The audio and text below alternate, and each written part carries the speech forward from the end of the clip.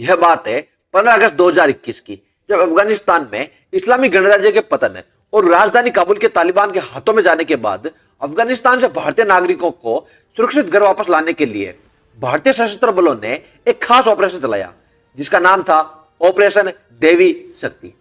यह ऑपरेशन काफी खतरनाक था, जिसके तहत इंडियन एयरफोर्स के 3 C-17 एयरक्राफ्ट को चुना गया और काबुल से भारतीय दूतावास के कर्मचारी और भारतीय प्रवासी को सफलतापूर्वक रेस्क्यू किया गया। इस पूरे ऑपरेशन के कमांडर थे ग्रुप कैप्टन राहुल सिंह। तो आज के इस वीडियो में हम जानेंगे कि कैसे भारतीय सशस्त्र बलों ने इस ऑपरेशन को अंजाम दिया। तो बिना आपका समय खराब करते हुए चलिए शुरू करते हैं।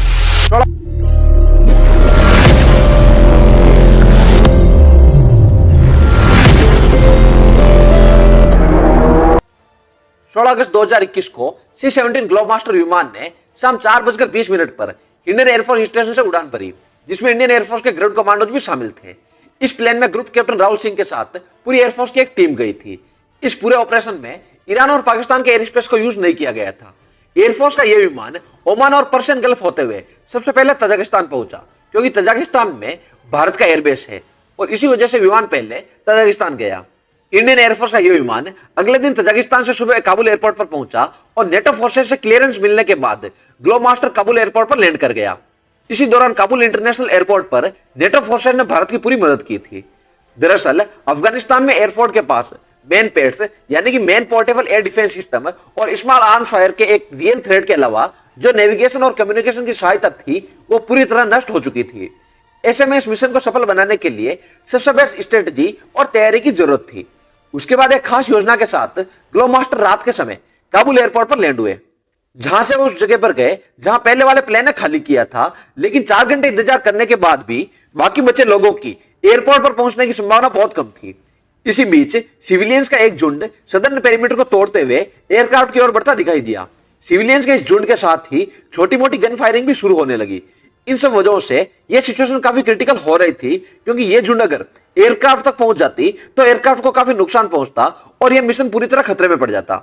इस सिचुएशन को क्रिटिकल बनता देख ग्रुप कैप्टन राहुल सिंह ने अपने सुपीरियर जजमेंट और डायनामिक डिसीजन के साथ बिना टाइम खराब किए तजाकिस्तान के लिए टेक ऑफ कर गए, क्योंकि उन्हें पता था कि यदि भीड़ एयरक्राफ्ट तक पहुंच जाती है तो एयरक्राफ्ट को नुकसान पहुंचता और पूरा मिशन खतरे में आ जाता।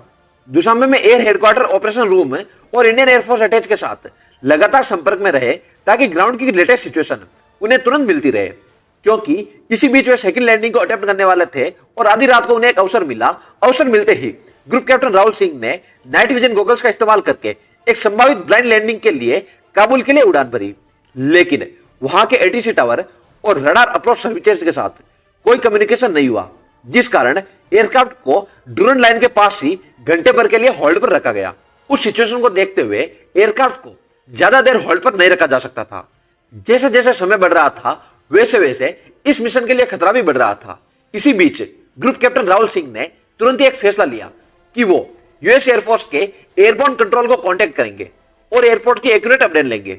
फ्रेंडली नेगोशिएशन करने के बाद उनके एयरक्राफ्ट को लैंड करने की परमिशन दे दी गई, लेकिन उन्हें यह भी कहा गया कि आप लैंड तो कर सकते हैं, लेकिन सुरक्षा की पूरी जिम्मेदारी आपकी खुद की होगी।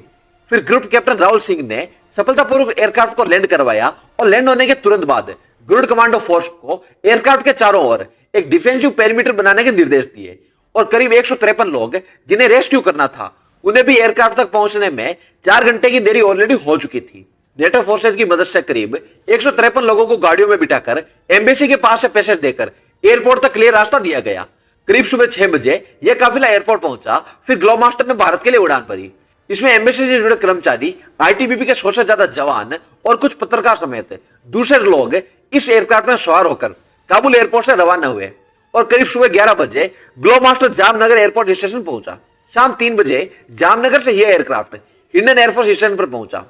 इस ऑपरेशन को सफल बनाने के लिए ग्रुप कैप्टन राहुल सिंह को सेना मेडल से सम्मानित किया गया था। इस तरह यह असंभव सा लगने वाला ऑपरेशन देवी शक्ति कंप्लीट हुआ।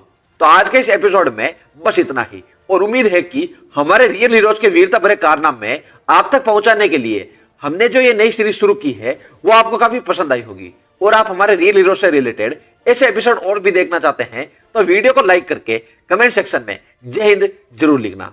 मिलते हैं अगले एपिसोड में, तब तक के लिए जय हिंद जय भारत।